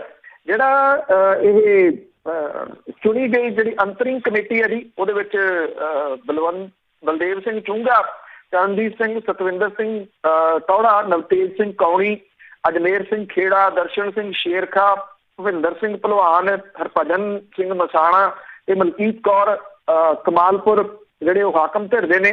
ਵਿਰੋਧੀ ਧਿਰ ਦੇ 2 ਮੈਂਬਰ ਨੇ ਜੀ, ਮਿੱਠੂ ਸਿੰਘ ਕਾਨਕੇ ਤੇ ਅਮਰੀਕ ਸਿੰਘ ਸ਼ਾਹਪੁਰ। ਇਹਨਾਂ ਨੂੰ ਅੰਤਰਿੰਗ ਕਮੇਟੀ ਦੇ ਵਾਸਤੇ ਜਿਹੜਾ ਵੀ ਉਹ ਚੁਣਿਆ ਗਿਆ। ਇਹਦੇ ਵਿੱਚ ਇਹ ਆ ਕਿ ਜਿਵੇਂ ਇਹਦੀ ਸੁਗਬਗਾਹਟ ਇਸ ਵੇਲੇ ਚੱਲ ਰਹੀ ਹੈ ਕਿ ਸ਼੍ਰੋਮਣੀ ਗੁਰਦੁਆਰਾ ਪ੍ਰਬੰਧਕ ਕਮੇਟੀ ਦੀਆਂ ਆਮ ਚੋਣਾਂ ਜਿਹੜੀਆਂ ਉਹ ਹੋ ਸਕਦੀਆਂ ਨੇ। ਇਸੇ ਕਰਕੇ ਸਾਬਕਾ ਜਸਟਿਸ ਸਾਰੋਂ ਜਿਹੜੇ ਨੇ ਉਹਨਾਂ ਨੂੰ ਲਾਇਆ ਗਿਆ ਸਿੱਖ ਗੁਰਦੁਆਰਾ ਜੁਡੀਸ਼ੀਅਲ ਕਮਿਸ਼ਨ ਦਾ ਹੈਡ। ਇਸ ਗੱਲ ਦੀ ਉਮੀਦ ਹੈ ਕਿ ਮੁੱਢਲੇ ਵਰ੍ਹੇ ਦੇ ਪਹਿਲੀ ਤਿਮਾਹੀ ਦੇ ਵਿੱਚ ਇਹ ਚੋਣਾਂ ਸੰਭਾਵੀ ਰੂਪ 'ਚ ਹੋ ਸਕਦੀਆਂ ਨੇ। ਉਹ ਜਿਹੜੀਆਂ ਚੋਣਾਂ ਤੋਂ ਬਾਅਦ ਹੀ ਜਿਹੜਾ ਜੀ ਇਹ ਹੋ ਸਕੂਗਾ ਕਿ ਸ਼੍ਰੋਮਣੀ ਗੁਰਦੁਆਰਾ ਪ੍ਰਬੰਧਕ ਕਮੇਟੀ ਦੇ ਵਿੱਚ ਜਿਹੜਾ ਇੱਥੇ ਕੋਈ ਬਦਲਾਓ ਆਉਂਦਾ ਜਾਂ ਨਹੀਂ ਆਉਂਦਾ, ਨਹੀਂ ਤਾਂ ਅਦਰਵਾਈਜ਼ ਤਾਂ ਫਿਰ ਉਹੀ ਜਿਹੜਾ ਵੀ ਉਹ ਹੈ। ਕਿਉਂਕਿ ਜਿਹੜੇ ਸਵਾਲ ਨੇ ਉਹ ਬਹੁਤ ਗੰਭੀਰ ਖੜੇ ਨੇ। ਇਹ ਸਿੱਖ ਭਾਈਚਾਰੇ ਦੀ ਇੱਕ ਵੱਡੀ ਸੰਸਥਾ ਜਿਹਨੂੰ ਸਿੱਖਾਂ ਦੀ ਮਿੰਨੀ ਪਾਰਲੀਮੈਂਟ ਕਿਹਾ ਜਾਂਦਾ, ਬੜੇ ਕੁਰਬਾਨੀਆਂ ਤੋਂ ਬਾਅਦ ਜਿਹੜਾ ਵੀ ਇਹ ਬਣੀ, ਪਰ ਜੋ ਹਸ਼ਰ ਇਹਦਾ ਹੋ ਗਿਆ ਖਾਸ ਤੌਰ ਦੇ ਉੱਤੇ ਘਪਲਿਆਂ ਦੇ ਵਿੱਚ ਘਿਰੀ ਹੋਈ ਹੈ। ਕਿਸੇ ਇੱਕ ਜਿਹੜੇ ਤਖਤ ਨੇ ਅਨੰਦਪੁਰ ਸਾਹਿਬ ਦੇ ਵਿੱਚ ਵੀ ਤੁਸੀਂ ਦੇਖੋ ਕਿ ਜੋ ਕੁਝ ਕਰਫਿਊ ਦੇ ਦੌਰਾਨ ਜਿੱਡਾ ਵੱਡਾ ਘਪਲਾ ਸਾਹਮਣੇ ਆਇਆ ਕਿ ਲੱਖਾਂ ਰੁਪਏ ਦੀ ਸਬਜ਼ੀ ਜਿਹੜੀ ਉਹ ਮੰਗਾਈ ਗਈ, ਜਦੋਂ ਕਿ ਉਸ ਟਾਈਮ ਸੰਗਤ ਤਾਂ ਕੋਈ ਵੀ ਨਹੀਂ ਸੀ ਆਉਂਦੀ। ਤੇ ਮੁੜ ਕੇ ਜਿਹੜਾ ਤਲਵੰਡੀ ਸਾਬੋ ਦੇ ਵਿੱਚ ਸੀਗਾ ਉਹ ਗਰੋਸਰੀ ਘੁਟਾਲਾ ਜਿਹੜਾ ਵੀ ਆ ਗਿਆ, ਉੱਥੇ ਵੀ ਇਸੇ ਤਰੀਕੇ ਨਾਲ ਹਾਲਾਤ ਜਿਹੜਾ ਸੀ ਉਹ ਆਉਂਦਾ ਰਿਹਾ। ਇਹ ਗੱਲਾਂ ਫਿਰ ਛੋਟੀਆਂ ਹੋ ਸਕਦੀਆਂ ਨੇ। ਜਿੱਥੇ ਗੁਰੂ ਗ੍ਰੰਥ ਸਾਹਿਬ ਦੇ ਸਰੂਪ ਜਿਹੜੇ ਨੇ ਉਹ ਲਾਪਤਾ ਹੋ ਗਏ, ਇਹ ਸਭ ਤੋਂ ਅਹਿਮ ਹੈ। ਦੂਸਰਾ ਅਹਿਮ ਜਿਹੜਾ ਜੀ ਇਹਦੋਂ ਵੀ ਉੱਪਰ ਜਿਹੜੀ ਗੱਲ ਉਹ ਇਹ ਆ ਕਿ ਸਾਕਾ ਲੀਲਾ ਤਾਰਾ ਦੇ ਦੌਰਾਨ ਚੁੱਕਿਆ ਗਿਆ ਸਮਾਨ, ਜਿਹਦੇ 'ਚ ਖਾਸ ਤੌਰ ਦੇ ਉੱਤੇ ਹੱਥ ਲਿਖਤ ਬੀੜਾਂ ਜਿਹੜੀਆਂ ਨੇ ਉਹ ਕਿੱਥੇ ਗਈਆਂ, ਉਹ ਸਾਰਾ ਸਮਾਨ ਕਿੱਥੇ ਗਿਆ? ਇਹ ਬਹੁਤ ਵੱਡੇ ਜਿਹੜੇ ਵੀ ਉਹ ਸਵਾਲ ਨੇ ਜਿਹੜੇ ਕਿ ਕਿਸੇ ਵੀ ਹਾਲਤ ਦੇ ਵਿੱਚ ਛੋਟੇ ਨਹੀਂ ਹੋਣੇ ਚਾਹੀਦੇ, ਕਿਉਂਕਿ ਆਉਣ ਵਾਲੀਆਂ ਨਸਲਾਂ ਜਿਹੜੀਆਂ ਨੇ ਜੇ ਕੁਝ ਤਬਦੀਲੀ ਈਵਨ ਲਗਾ ਮਾਤਰਾ ਦੀ ਵੀ ਕੀਤੀ ਜਾਂਦੀ ਹੈ, ਜੇ ਉਹਨੂੰ ਸੁਧਾਰਨਾ ਸਹੀ ਕਰਨਾ ਤੇ ਕਿੱਥੋਂ ਸੁਧਾਰੋਗੇ ਤੁਸੀਂ? ਉਹਦੇ ਵਾਸਤੇ ਤੁਹਾਨੂੰ ਹੱਥ ਲਿਖਤ ਜਿਹੜੀਆਂ ਬੀੜਾਂ ਨੇ ਉਹਨਾਂ ਦੇ ਉੱਤੇ ਹੀ ਭਰੋਸਾ ਜਿਹੜਾ ਵੀ ਉਹ ਕਰਨਾ ਪਊਗਾ ਨਾ। ਉਹ ਹੈ ਨਹੀਂ ਕਿਤੇ, ਉਹ ਕਿੱਥੇ ਗਈਆਂ ਸਾਰੀਆਂ ਜਿਹੜੀਆਂ ਇੱਕ ਖਜ਼ਾਨਾ ਉਹ ਨਹੀਂ ਜਿਹੜਾ ਵੀ ਕੋਈ ਲੱਭ ਰਿਹਾ, ਨਾ ਇਹਦੇ ਉੱਤੇ ਕੋਈ ਜਵਾਬ ਦੇਣ ਦੇ ਵਾਸਤੇ ਜਿਹੜਾ ਉਹ ਤਿਆਰ ਹੈ। ਸੋ ਇਹ ਅਹਿਮ ਗੱਲਾਂ ਨੇ ਜਿਹਦੇ ਵਿੱਚ ਸ਼੍ਰੋਮਣੀ ਗੁਰਦੁਆਰਾ ਪ੍ਰਬੰਧਕ ਕਮੇਟੀ ਘਿਰੀ ਹੋਈ ਆ। ਜਗੀਰ ਕੌਰ ਹੋਰੀ ਬੇਸ਼ੱਕ ਉਂਗਲਾਂ ਦਾ ਸਾਈਨ ਬਣਾ ਕੇ ਬਾਹਰ ਨੂੰ ਆ ਜਾਣ ਵਿਕਟਰੀ ਵਾਲਾ, ਇਹ ਵਿਕਟਰੀ ਨਹੀਂ ਜਿਹੜੀ ਵੀ ਉਹ ਹੈਗੀ, ਕਿਉਂਕਿ ਇਹ ਤਾਂ ਬਹੁਤ ਗੰਭੀਰ ਸਵਾਲ ਨੇ ਜਿਹੜੇ ਅੱਜ ਵੀ ਦਰਪੇਸ਼ ਨੇ, ਜਿਨ੍ਹਾਂ ਦੇ ਜਵਾਬ ਅਜੇ ਤੱਕ ਮਿਲੇ ਨਹੀਂ। ਜੀ ਜੀ, ਅੱਗੇ ਗੱਲ ਕਰਦੇ ਹਾਂ। ਬੈਂਸ ਦਾ ਜਿਹੜਾ ਮਾਮਲਾ ਹੈ ਉਹ ਹਾਈ ਕੋਰਟ ਦੇ ਵਿੱਚ ਪਹੁੰਚਿਆ। ਲੋਕ ਇਨਸਾਫ ਪਾਰਟੀ ਜਿਹੜੇ ਪ੍ਰਧਾਨ ਵੀ ਨੇ ਜੀ ਤੇ ਲੁਧਿਆਣੇ ਤੋਂ ਵਿਧਾਇਕ ਨੇ ਸਿਮਰਜੀਤ ਸਿੰਘ ਬੈਂਸ, ਉਹਦੇ ਉੱਤੇ ਜਿਹੜੇ ਇੱਕ ਔਰਤ ਨੇ ਪਿਛਲੇ ਦਿਨੀ ਕਥਿਤ ਰੂਪ ਦੇ ਵਿੱਚ ਦੋਸ਼ ਜਿਹੜੇ ਉਹ ਲਾਏ ਸੀਗੇ, ਔਰ ਉਹਨੇ ਪੁਲਿਸ ਦੇ ਕੋਲੇ ਕੰਪਲੇਂਟ ਕੀਤੀ ਸੀਗੀ। ਇਸ ਮਾਮਲੇ ਦੇ ਉੱਤੇ ਪੁਲਿਸ ਨੇ ਅਜੇ ਤੱਕ ਕੁਝ ਨਹੀਂ ਜਿਹੜਾ ਵੀ ਉਹ ਕੀਤਾ। ਹੁਣ ਇਹ ਮਾਮਲਾ ਹਾਈ ਕੋਰਟ ਦੇ ਵਿੱਚ ਜਿਹੜਾ ਵੀ ਉਹ ਚਲੇ ਗਿਆ। ਇਸ ਜਿਹੜੀ ਔਰਤ ਸੀਗੀ ਉਹਨੇ ਹਾਈ ਕੋਰਟ ਦੇ ਵਿੱਚ ਇੱਕ ਜਿਹੜੀ ਪਟੀਸ਼ਨ ਦਾਖਲ ਕੀਤੀ, ਇਹ ਕਿਹਾ ਕਿ ਪੰਜਾਬ ਪੁਲਿਸ ਜਿਹੜੀ ਆ ਉਹ ਇਸ ਮਾਮਲੇ ਦੇ ਉੱਤੇ ਉਹਦੀ ਸੁਣਵਾਈ ਨਹੀਂ ਜਿਹੜੀ ਕਰ ਰਹੀ। ਪੰਜਾਬ ਹਰਿਆਣਾ ਹਾਈ ਕੋਰਟ ਨੇ ਪੰਜਾਬ ਸਰਕਾਰ ਤੇ ਪੁਲਿਸ ਦੀ ਖਿਚਾਈ ਇਸ ਮਾਮਲੇ 'ਚ ਕੀਤੀ ਆ, ਔਰ ਨੋਟਿਸ ਜਿਹੜਾ ਉਹ ਜਾਰੀ ਕੀਤਾ। ਪੰਜਾਬ ਸਰਕਾਰ ਨੂੰ ਵੀ ਜਾਰੀ ਹੋਇਆ, ਪੰਜਾਬ ਪੁਲਿਸ ਨੂੰ ਵੀ ਜਿਹੜਾ ਉਹ ਜਾਰੀ ਹੋਇਆ। ਇਹਦੇ ਵਿੱਚ ਵਿਧਾਇਕ ਬੈਂਸ, ਗ੍ਰਹਿ ਸਚਿਵ, DGP ਲੁਧਿਆਣਾ ਪੁਲਿਸ ਕਮਿਸ਼ਨਰੇਟ ਜਿਹੜਾ ਜੀ ਉਹਨੂੰ ਇਹ ਨੋਟਿਸ ਜਾਰੀ ਕਰਕੇ ਜਵਾਬ ਤਲਬ ਕੀਤਾ ਗਿਆ। ਹਾਈ ਕੋਰਟ ਦੇ ਜਸਟਿਸ ਜਿਹੜੇ GS ਗਿੱਲ ਨੇ, ਉਹਨਾਂ ਨੇ ਇਹ ਗੱਲ ਆਖੀ ਹੈ ਕਿ ਜਿਹੜੀ ਔਰਤ ਹੈ ਉਹਨੇ ਅਦਾਲਤ ਨੂੰ ਇਹ ਕਿਹਾ ਕਿ ਉਹ ਵਿਧਵਾ ਵਿਧਾਇਕ ਨੇ ਉਹਦਾ ਫਾਇਦਾ ਉਠਾਉਂਦਿਆਂ ਹੋਇਆ ਉਹਦੇ ਨਾਲ ਜਿਹੜੀ ਆ ਉਹ ਜ਼ੋਰ ਜ਼ਬਰਦਸਤੀ ਜਿਹੜੀ ਆ ਉਹ ਕੀਤੀ ਹੈ। ਔਰ ਉਹਨੇ ਇਹ ਕਿਹਾ ਇਹ ਲੁਧਿਆਣੇ ਦੀ ਪੁਲਿਸ ਨੂੰ ਉਹਨੇ 16 ਨਵੰਬਰ ਨੂੰ ਐਪਲੀਕੇਸ਼ਨ ਜਿਹੜੀ ਉਹ ਦਿੱਤੀ ਸੀ। ਇਹਦੇ ਬਾਵਜੂਦ ਪੁਲਿਸ ਨੇ ਉਹਦੀ ਸ਼ਿਕਾਇਤ ਦੇ ਉੱਤੇ ਮਾਮਲਾ ਦਰਜ ਨਹੀਂ ਕੀਤਾ। ਉਹਨੂੰ ਬਾਅਦ ਦੇ ਵਿੱਚ SMS ਕਰਕੇ ਦੱਸਿਆ ਗਿਆ ਕਿ ਤੇਰੀ ਜਿਹੜੀ ਸ਼ਿਕਾਇਤ ਆ ਉਹ ਜੁਆਇੰਟ ਕਮਿਸ਼ਨਰ ਨੂੰ ਭੇਜ ਦਿੱਤੀ ਗਈ ਆ। 19 ਨਵੰਬਰ ਨੂੰ ਉਹਦੇ ਮੂਹਰੇ ਪੇਸ਼ ਹੋਣਾ। ਉਹ ਕਹਿੰਦੀ ਕਿ ਮੈਂ ਉਹਦੇ ਮੂਹਰੇ ਪੇਸ਼ ਹੋਈ ਜੋ ਉਹਨੇ ਲਿਖਿਆ ਇਸ ਐਪਲੀਕੇਸ਼ਨ ਦੇ ਵਿੱਚ, ਔਰ ਪੁੱਛਗਿੱਛ ਦੇ ਨਾਂ ਦੇ ਉੱਤੇ ਉਹ ਕਹਿੰਦੀ ਕਿ ਉਹਨੂੰ ਘਟੀਆ ਸਵਾਲ ਕੀਤੇ ਗਏ ਜਿਹਦੇ ਨਾਲ ਉਹ ਜਿਹੜੀ ਆ ਉਹ ਦਿਮਾਗੀ ਤੌਰ ਦੇ ਉੱਤੇ ਪਰੇਸ਼ਾਨ ਹੈ। ਔਰ ਉਹਨੇ ਇਹ ਵੀ ਕਿਹਾ ਕਿ ਇਹਦੇ ਬਾਬਤ ਉਹਨੇ DGP ਨੂੰ ਵੀ ਸ਼ਿਕਾਇਤ ਕੀਤੀ, ਉਸ ਸ਼ਿਕਾਇਤ ਦਾ ਵੀ ਕੁਝ ਨਹੀਂ ਜਿਹੜਾ ਨਹੀਂ ਹੋਇਆ। ਇਹ ਔਰਤ ਨੇ ਆਪਣੀ ਪਟੀਸ਼ਨ ਦੇ ਵਿੱਚ ਇਹ ਵੀ ਕਿਹਾ ਕਿ ਉਹਦੇ ਉੱਤੇ ਲਗਾਤਾਰ ਸ਼ਿਕਾਇਤ ਵਾਪਸ ਲੈਣ ਦਾ ਦਬਾਓ ਜਿਹੜਾ ਵੀ ਉਹ ਬਣਾਇਆ ਜਾ ਰਿਹਾ। ਇਹ ਮਾਮਲਾ ਹੁਣ ਹਾਈ ਕੋਰਟ ਦੇ ਵਿੱਚ ਪਹੁੰਚਣ ਦੇ ਕਰਕੇ ਜਿਹੜੀ ਪੁਲਿਸ ਹੈ ਜੀ ਉਹਨੂੰ ਕੁਛ ਨਾ ਕੁਛ ਤਾਂ ਇਸ ਮਸਲੇ ਦੇ ਉੱਤੇ ਕਰਨਾ ਪਊਗਾ। ਈਦਰ ਉਹ ਇਸ ਐਪਲੀਕੇਸ਼ਨ ਨੂੰ ਠੁਕਰਾਉਂਦੀ ਹੈ, ਮਾਮਲਾ ਦਰਜ ਕਰਦੀ ਆ ਜਾਂ ਨਹੀਂ ਕਰਦੀ, ਕਿਉਂਕਿ ਇਹ ਤਾਂ ਹੈ ਕਿ ਜਿਹੜੇ ਸਿਮਰਜੀਤ ਸਿੰਘ ਬੈਂਸੂਰੀ ਨੇ ਉਹਨਾਂ ਦੀ ਭਾਰਤ ਭੂਸ਼ਣ ਆਸ਼ੂ ਹੋਰਾਂ ਦੇ ਨਾਲ ਆੜੀ ਆ, ਤੇ ਕਿਤੇ ਨਾ ਕਿਤੇ ਜਿਹੜੀ ਧਿਰ ਹੈ ਸੱਤਾਧਾਰੀ ਉਹ ਸਿਮਰਜੀਤ ਸਿੰਘ ਬੈਂਸ ਹੋਰਾਂ ਦੀ ਮਦਦ ਜਿਹੜੀ ਆ ਉਹ ਕਰ ਰਹੀ ਹੈ। ਨਹੀਂ ਤਾਂ ਕੋਈ ਆਮ ਬੰਦਾ ਹੁੰਦਾ ਤੇ ਹੁਣ ਨੂੰ ਕੁਛ ਨਾ ਕੁਛ ਕੀਤਾ ਪਿਆ ਹੁੰਦਾ। ਬਿਲਕੁਲ ਜੀ, ਇਸ ਦੇ ਵਿੱਚ ਕੋਈ ਸ਼ੱਕ ਨਹੀਂ ਹੈਗੀ। ਤਾਂ ਅੱਗੇ SIT ਦੀ ਜੇ ਗੱਲ ਕਰੀਏ ਤਾਂ ਉਸਨੇ ਅਦਾਲਤ ਨੂੰ ਕਿਹਾ ਕਿ ਦਹਿਬਲ ਕਲਾਂ ਕਾਂਡ ਦੇ ਵਿੱਚ ਜੋ ਗੋਲੀ ਕਾਂਡ ਹੋਇਆ ਸੀ ਉਸ ਦੀ ਸੁਣਵਾਈ ਛੇਤੀ ਕੀਤੀ ਜਾਵੇ। ਦੇਖੋ ਇਹ ਮਾਮਲਾ ਉੱਥੇ ਕੀ ਫੇਰ ਜਿਹੜਾ ਵੀ ਉਹ ਗੇੜੇ ਗੂੜੇ ਦੇ ਕੇ ਆ ਜਾਂਦਾ, ਉੱਥੇ ਇੱਕ ਜਿਹੜਾ ਵੀ ਉਹ ਘੁੰਮੀ ਜਾ ਰਿਹਾ। ਹੁਣ ਜਿਹੜੀ SIT ਹੈ ਉਹਨੇ ਇੱਥੇ ਫਰੀਦਕੋਟ ਦੇ ਸੈਸ਼ਨ ਜੱਜ ਜਿਹੜੇ ਨੇ ਉਹਨਾਂ ਦੀ ਅਦਾਲਤ ਦੇ ਵਿੱਚ ਅਰਜ਼ੀ ਦੇ ਕੇ ਇਹ ਖਦਸ਼ਾ ਜ਼ਾਹਰ ਕੀਤਾ ਕਿ ਕੋਟਕਪੂਰਾ ਗੋਲੀਕਾਂਡ ਦੇ ਵਿੱਚ ਕੁਝ ਮੁਲਜ਼ਮ ਜਿਹੜੇ ਕਿ ਸੀਨੀਅਰ ਪੁਲਿਸ ਅਧਿਕਾਰੀ ਨੇ ਉਹ ਗਵਾਹਾਂ ਨੂੰ ਪ੍ਰਭਾਵਿਤ ਕਰ ਸਕਦੇ ਆ, ਕਿਉਂਕਿ ਸਾਰੇ ਇਹ ਜ਼ਮਾਨਤ ਦੇ ਉੱਤੇ ਬਾਹਰ ਨੇ। ਇਸ ਲਈ ਮਾਮਲੇ ਦੀ ਤੁਰੰਤ ਸੁਣਵਾਈ ਜਿਹੜੀ ਉਹ ਸ਼ੁਰੂ ਕੀਤੀ ਜਾਵੇ। ਕਰੋਨਾ ਕਰਕੇ ਕੋਟਕਪੂਰਾ ਗੋਲੀਕਾਂਡ ਮਾਮਲੇ ਦੀ 22 ਮਾਰਚ 2020 ਤੋਂ ਬਾਅਦ ਕੋਈ ਸੁਣਵਾਈ ਨਹੀਂ ਹੋ ਸਕੀ। ਮਾਮਲੇ ਦੀ ਪੜਤਾਲ ਕਰ ਰਹੇ ਅਧਿਕਾਰੀ ਜਿਹੜੇ ਨੇ ਉਹਨਾਂ ਨੇ ਡਿਸਟ੍ਰਿਕਟ ਅਟਾਰਨੀ ਦੇ ਰਾਹੀਂ ਅਦਾਲਤ ਦੇ ਵਿੱਚ ਅਰਜ਼ੀ ਦਾਇਰ ਕਰਕੇ ਇਹ ਕਿਹਾ ਕਿ ਕੋਟਕਪੂਰਾ ਗੋਲੀਕਾਂਡ ਮਾਮਲੇ ਦੇ ਵਿੱਚ 100 ਤੋਂ ਵੱਧ ਗਵਾਹ ਨੇ, ਔਰ ਇਸ ਮਾਮਲੇ ਦੀ ਸੁਣਵਾਈ ਲਟਕਣ ਕਰਕੇ ਗਵਾਹਾਂ ਦੇ ਉੱਤੇ ਇਹਦਾ ਪ੍ਰਭਾਵ ਪੈਣ ਦਾ ਖਦਸ਼ਾ ਤੇ ਪੀੜਤਾਂ ਨੂੰ ਇਨਸਾਫ ਮਿਲਣ ਦੇ ਵਿੱਚ ਦੇਰੀ ਹੋ ਰਹੀ ਹੈ। ਅਕਤੂਬਰ 15 ਤੋਂ ਇਨਸਾਫ ਦੀ ਆਸ ਦੇ ਵਿੱਚ ਨੇ। ਜਾਂਚ ਟੀਮ ਨੇ IG Paramraj Umranangal, SP Baljit Singh, inspector Gurdeep Pandher, ਸਾਬਕਾ ਸੰਸਦ ਸਕੱਤਰ ਅਕਾਲੀ ਆਗੂ ਮਨਤਾਰ ਸਿੰਘ ਬਰਾੜ ਸਣੇ ਅੱਧੀ ਦਰਜਨ ਜਿਹੜੇ ਮੁਲਜ਼ਮ ਬਣਾਏ ਗਏ ਨੇ ਉਹਨਾਂ ਦੇ ਖਿਲਾਫ ਤੁਰੰਤ ਕਾਰਵਾਈ ਕਰਨ ਦੀ ਮੰਗ ਕੀਤੀ ਹੈ। ਅਦਾਲਤ ਨੇ ਇਸ ਮਾਮਲੇ ਦੇ ਵਿੱਚ 18 ਦਸੰਬਰ ਲਈ ਸਾਰੇ ਮੁਲਜ਼ਮਾਂ ਦੇ ਵਕੀਲਾਂ ਨੂੰ ਨੋਟਿਸ ਭੇਜ ਕੇ ਅਦਾਲਤ ਦੇ ਵਿੱਚ ਹਾਜ਼ਰ ਹੋਣ ਦੇ ਵਾਸਤੇ ਕਿਹਾ। ਕੋਟਕਪੂਰਾ ਗੋਲੀਕਾਂਡ ਦੇ ਵਿੱਚ ਮੁਲਜ਼ਮ ਖਿਲਾਫ ਦੋਸ਼ ਆਇਦ ਹੋਣ ਦੇ ਮੁੱਦੇ ਦੇ ਉੱਤੇ ਬਹਿਸ ਹੋਣੀ ਹੈ, ਜਿਹੜੀ ਕਿ ਕਰੀਬ 18 ਮਹੀਨਿਆਂ ਤੋਂ ਲਟਕੀ ਪਈ ਹੈ। ਜਿਹੜੇ ਇਲਾਕਾ ਮੈਜਿਸਟਰੇਟ ਨੇ ਉਹਨੇ SP ਵਿਕਰਮਜੀਤ ਤੇ ਥਾਣਾ ਬਾਜਾਖਾਨਾ ਦੇ ਸਾਬਕਾ SHO ਅਮਰਜੀਤ ਸਿੰਘ ਕਲਾਰ ਦੇ ਖਿਲਾਫ ਪੇਸ਼ ਹੋਏ ਚਲਾਨ ਨੂੰ ਸੁਣਵਾਈ ਲਈ ਸੈਸ਼ਨ ਕੋਰਟ ਦੇ ਵਿੱਚ ਜਿਹੜਾ ਵੀ ਉਹ ਭੇਜਦਾ, ਔਰ ਦਹਿਬਲ ਗੋਲੀਕਾਂਡ ਦੇ ਮਾਮਲੇ ਦੀ ਸੁਣਵਾਈ ਦੀ ਜਿਹੜੀ ਉਹ ਅਦਾਲਤ ਦੇ ਵਿੱਚ ਹੋਣੀ ਹੈ। 15 ਦੇ ਵਿੱਚ ਇਹ ਘਟਨਾਵਾਂ ਵਾਪਰੀਆਂ ਵੀ ਆ ਗਿਆ। 5 ਸਾਲ ਹੋ ਗਏ ਜੀ, ਕਹਾਣੀ ਜਿਹੜੀ ਉੱਥੇ ਹੀ ਜਿਹੜੀ ਉਹ ਖੜੀ ਆ, ਕਿਸੇ ਤਣ ਪੱਤਨ ਜਿਹੜਾ ਉਹ ਨਹੀਂ ਲੱਗ ਰਹੀ। ਇਹ ਜਿਹੜਾ ਖਦਸ਼ਾ ਹੈ SIT ਦਾ, ਉਹ ਖਦਸ਼ਾ ਇਸ ਪੱਖੋਂ ਜਿਹੜਾ ਜੀ ਉਹ ਬੜਾ ਅਹਿਮ ਜਿਹੜਾ ਹੈ ਕਿ ਵਾਕਈ ਜਿੰਨਾ ਸਮਾਂ ਜਿਹੜਾ ਜੀ ਉਹ ਪਊਗਾ ਉਹਨੇ ਗਵਾਹ ਜਿਹੜੇ ਨੇ ਉਹਨਾਂ ਨੂੰ ਕਿਸੇ ਨਾ ਕਿਸੇ ਰੂਪ ਦੇ ਵਿੱਚ ਤੋੜ ਲਿਆ ਜਾਊਗਾ, ਮੁਕਰਾ ਲਿਆ ਜਿਹੜਾ ਜੀ ਉਹ ਜਾਊਗਾ, ਔਰ ਫਿਰ ਇਹਦੇ ਵਿੱਚੋਂ ਕੱਢਣ ਪਾਉਣ ਨੂੰ ਕੁਛ ਰਹਿਣਾ ਨਹੀਂ। ਮੈਂ ਤਾਂ ਪਹਿਲਾਂ ਵੀ ਕਈ ਵਾਰੀ ਗੱਲ ਜਿਹੜੀ ਜੀ ਉਹ ਕੀਤੀ ਹੈ ਕਿ ਹੁਣ ਤਾਂ ਇੰਨਾ ਸਮਾਂ ਹੋ ਗਿਆ ਕਿ ਇਹ ਪਾਣੀ ਰਿੜਕਣ ਵਾਲੀ ਗੱਲ ਹੀ ਜਿਹੜੀ ਜੀ ਉਹ ਹੋ ਗਈ। ਜੀ ਕੋਸ਼ਿਸ਼ਾਂ ਵੀ ਇਹੀ ਹੈ ਇਹਨਾਂ ਦੀਆਂ। ਬਹੁਤ ਬਹੁਤ ਧੰਨਵਾਦ ਬਲਤੇਜ ਪੰਨੂ ਜੀ। ਮਿਹਰਬਾਨੀ ਜੀ, ਧੰਨਵਾਦ ਜੀ, ਸਤਿ ਸ਼੍ਰੀ ਅਕਾਲ। ਸਤਿ ਸ਼੍ਰੀ ਅਕਾਲ ਜੀ। ਸਰੋਤੇ ਸਨ ਬਲਤੇਜ ਪੰਨੂ ਜੋ ਸਾਡੇ ਨਾਲ ਜੁੜਦੇ ਨੇ, ਕਰਦੇ ਨੇ ਖਬਰਾਂ। ਇਸੇ ਦੇ ਨਾਲ ਸਾਡਾ ਅੱਜ ਦਾ ਬੁਲਟਨ ਸਮਾਪਤ। ਹੁਣ ਬਲਵਿੰਦਰ ਕੌਰ ਵੱਲੋਂ ਆਪ ਸਭ ਨੂੰ ਹੀ ਪਿਆਰ ਭਰੀ ਸਤਿ ਸ੍ਰੀ ਅਕਾਲ।